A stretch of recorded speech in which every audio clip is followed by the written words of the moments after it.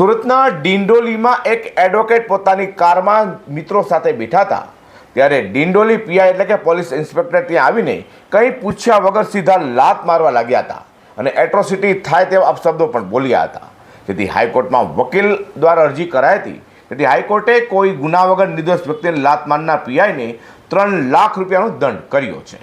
સુરતના ડિંડોલીમાં police inspector દ્વારા વકીલને કારમાંથી ઉતરી લાત મારી હતી. જે મામલે વકીલે હાઈકોર્ટમાં ફરિયાદ કરી હતી, જેને લઈને કોર્ટે એવી પણ ટકોર કરી હતી કે ખોટી રીતે લોકોને એક લાત મારવાની કેટલી મોંઘી છે તે પીઆઈને આજીવન યાદ રહેવું જોઈએ. ભવિષ્યમાં પણ તેને કોઈ માણસ પર હાથ કે પગ ઉપાડતા લાતના દંડ યાદ રહેશે. પોલીસ ભલે દબાણમાં કામ કરે છે, પરંતુ તેને મળેલી સત્તાનો દુરુપયોગ કરવાની છૂટ નથી. પીઆઈએ ન્યાય જાત વિશે જાહેરમાં અશોભનીય શબ્દો કહેવાની રજૂઆત થતાં કોર્ટે ટકોર કરી હતી કે આવા પીઆઈ સામે સરકાર પગલાં કેમ લેતી નથી.